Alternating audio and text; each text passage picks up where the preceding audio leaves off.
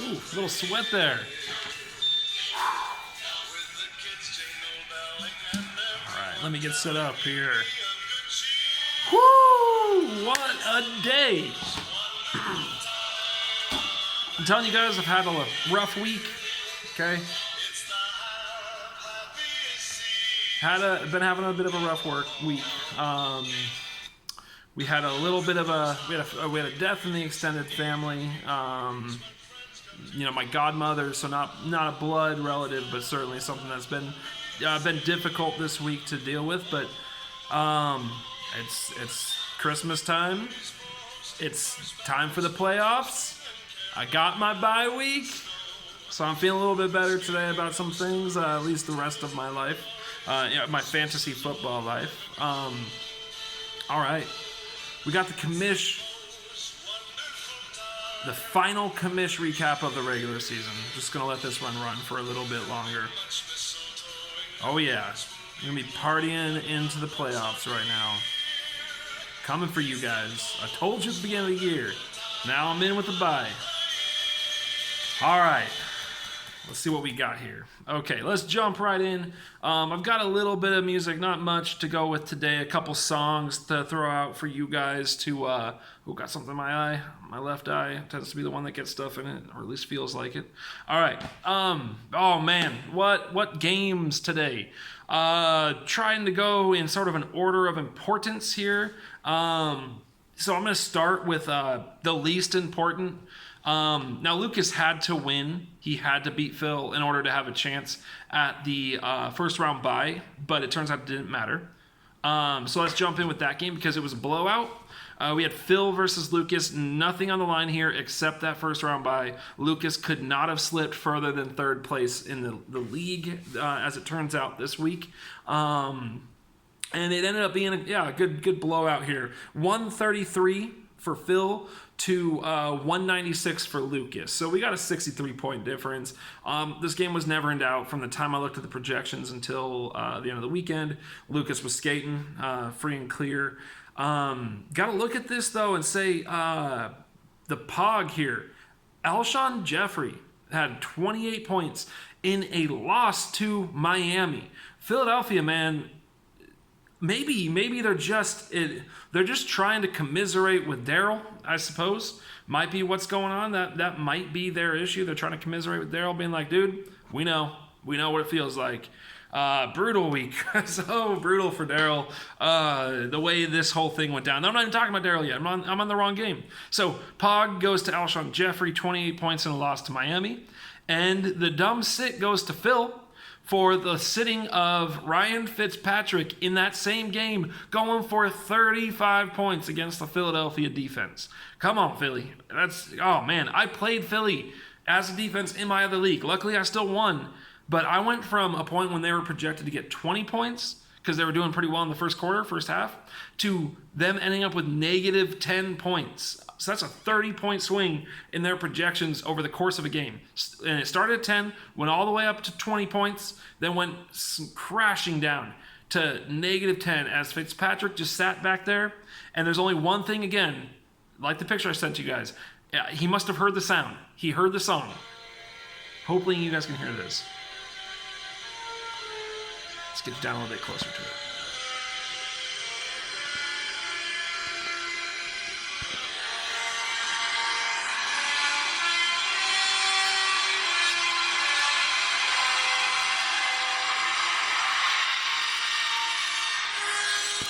The great Ent himself, Treebeard, coming through.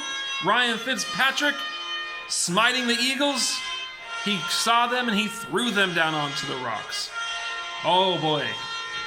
Ryan Fitzpatrick, man, I don't know what it would take for a person who enjoys football, and certainly awesome and hilarious football, to dislike Ryan Fitzpatrick. I don't know what kind of a person that would make you, so I hope that's none of you guys.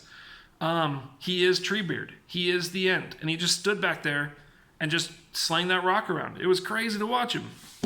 So, Phil gets destroyed, though, despite, even if he had left put Ryan Fitzpatrick in, his team would have been a lot cooler than putting him in. Yeah, I mean, he played him over Matt Ryan. It's like, okay, I know one might be safer, but in your soul, there's got to be a part of you that says, fuck you, Matt Ryan, I'm playing Ryan Fitzpatrick, because he is just way more awesome than you. Just so much more awesomeness going on than Matt Ryan. 10-point difference, not a big deal in the game. I'm going to try to keep the dumb sits to the losing team from now on. I don't think it needs to be brought up that you didn't sit the right guy if you won. So this will matter for the playoffs and for next year. Dumb sits are going to come from the losing team from now on. And as much as possible, the Pogs should sit on the winning team. Okay, next game. Let's see. Let's jump into Daryl versus Sean. Okay, we'll go into that game. They're all important from here out. The rest of the games are important games. Daryl won this game, and he had to. He gave himself a chance to be in this playoff. He knocked Sean out of it. The second Daryl won, Bert would have had to have lost. And then not even that would have mattered. I think if Bert and JD had both lost, then Sean would have been out no matter what. So once Sean had to win this game, Daryl had to win to have a chance, and it ended up being 166 for Daryl and 138 for Sean. That's like my sloth critique of him, that it looked scary at first, but it's not going anywhere too fast. At this point in the season, that became obvious. They both moved to 6 and 7. They are both going to be finishing the year in the toilet bowl, which we'll get into a little bit later and in the next show. But big pog in this game for Robert Woods, 30 points. That was a big showing for old Bob.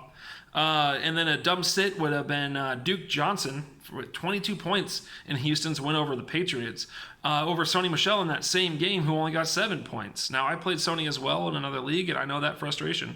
That's a 15-point difference there in that game. So Daryl beats Sean, and in the end, all he did was kick Sean out. He didn't do anything for himself. But still, he gets bragging rights there. Okay.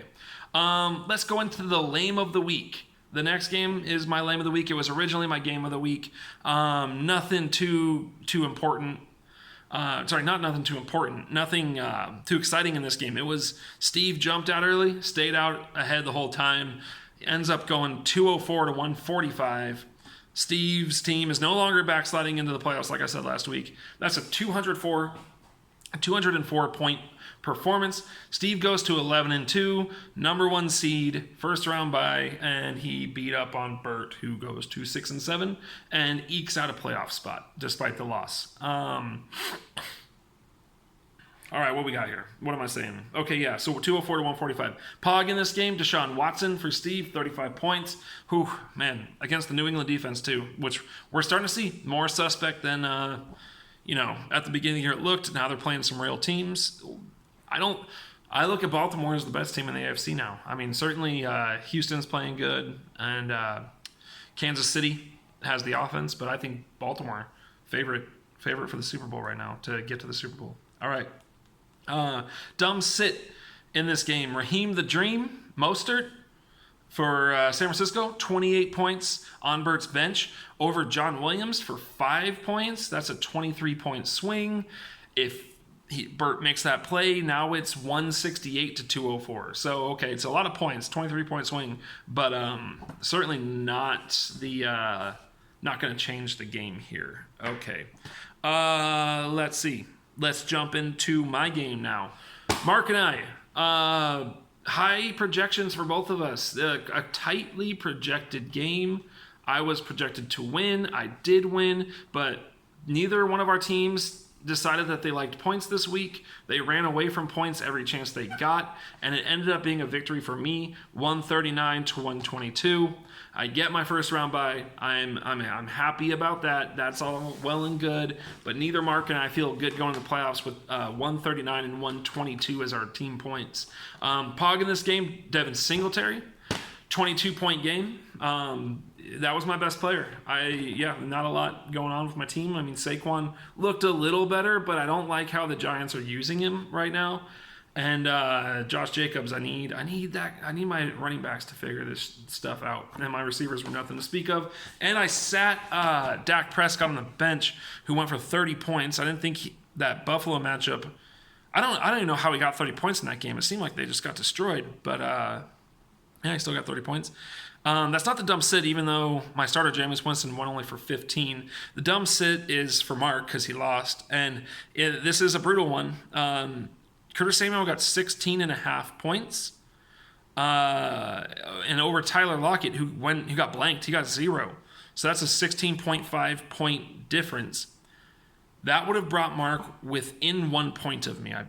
He would have gotten to 138. I had 139 and change. He would have had change. It would have been about a 1 point spread. That might have been even more brutal for him to take if that had happened. But that being said, that's certainly the biggest disparity on his team. Okay, good. And that brings us to what could be the game of the year, the way it played out. I mean, at first, it certainly didn't look like it. JD needed the win. Daryl had already won. He beat Sean. Bert was losing. Okay. JD had a chance for the playoffs, and he had to get a win. And it looked like that dream was going to fade away. Adam was winning. Adam was winning most of this game. At one point, the projection was like sorry, guys. 30, 40 point projection difference. At some point that closed, it must have been Sunday night. And then we look up today, and I had no idea. I stopped paying attention to this game because I thought JD was further behind. And then it ends up, Kyle Rudolph scored a touchdown, I think in the third or fourth quarter. And I'm like, I wonder what that score is as JD closed the gap. And all of a sudden, it was 172.5 for Adam to 169 for JD. And I was like, man, JD is like 2.5 points behind. He could win this game. So on the last drive for Minnesota, first pass of that drive goes to Kyle Rudolph for something like 15 yards.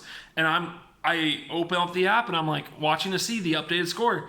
And then when it pops in, it was now 172.87 to 172.56, and JD had gone into the lead. And in that moment, the pog of this game, Kyle Rudolph, with 15 points, but I'm giving it to him because JD needed one more drive, one more throw to Kyle Rudolph, who also made a sick grab on the sideline in that game, a really great catch. But he needed one more catch by Kyle Rudolph, and he got open in the middle. Garbage drive. I mean, it didn't end up. It wasn't a garbage. It was a chance to go ahead in the real game, but the drive stalled after this. So this catch put JD into the win and kicks out Daryl from the playoffs. JD replaces him, and there's only one. I was just thinking, I'm like, okay, so JD just did his friend like that, just kicked him out of the playoffs. And I know he doesn't feel bad about it. So this is the sign that popped into my head.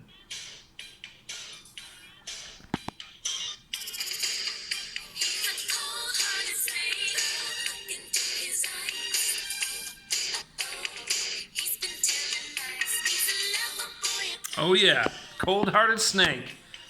Got it. That song was so quiet. I tried to find a louder one. I couldn't. Cold-Hearted Snake, JD, kicking out his friend from the playoffs, but it's fantasy football, man. We don't have friends here. We only have enemies. So, yeah, that's the pog of the game. Now, the dumb sit. I had some fun with this one. I looked through the benches, and I couldn't believe what I was looking at. Adam had 9 players. 9 players. Scores 0 points on his bench. 9 players scored 0 points. 7 more scored less than 4 points. I don't know how you get to 172 points. I mean, the starters did good, but man, 9 players score 0 points on Adam's bench. 7 more score less than 4. So even though his team has started putting up points the last couple weeks, you can see why Adam wants a little back end of the roster shuffle. I look at him and I'm like, so I cut my roster down to 22 players. I look at the players I'm cutting and I'm not worried about it.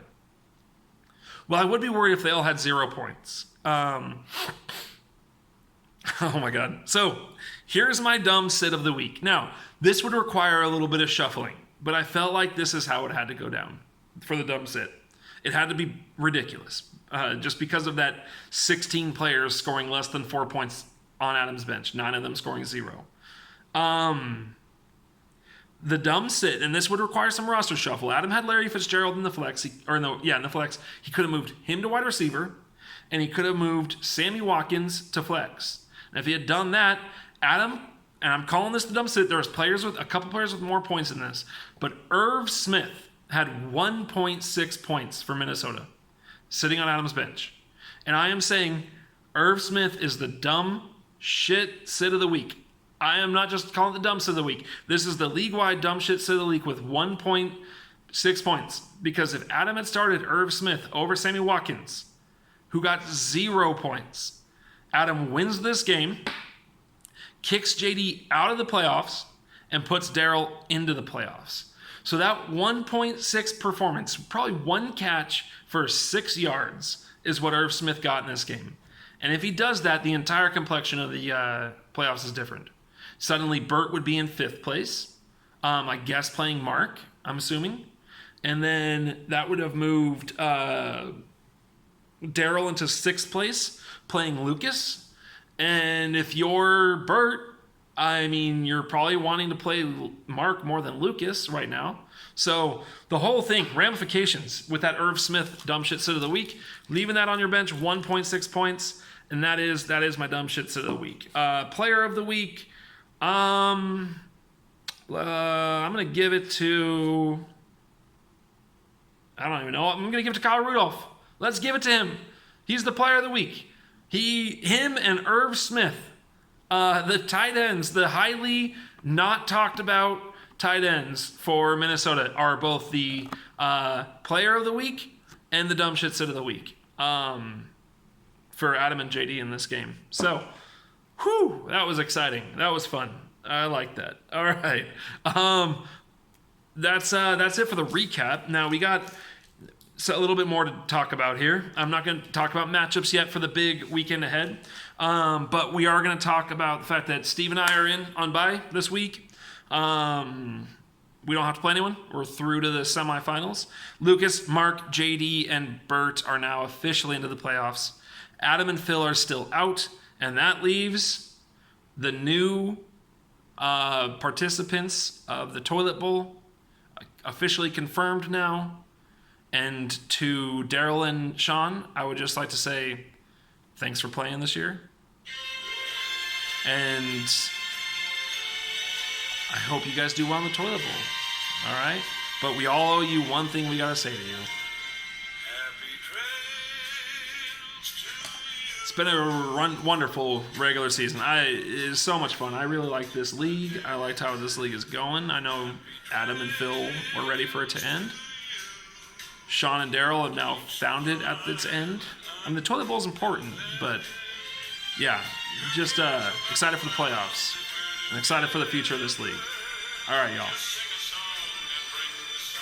I will see you on Thursday for the first inaugural Schwing Dynasty playoff first round prediction show. We'll have coverage of the Toilet Bowl in its opening round, and we'll have coverage of the 2 first round playoff games in the championship bracket. All right. Peace out, everybody.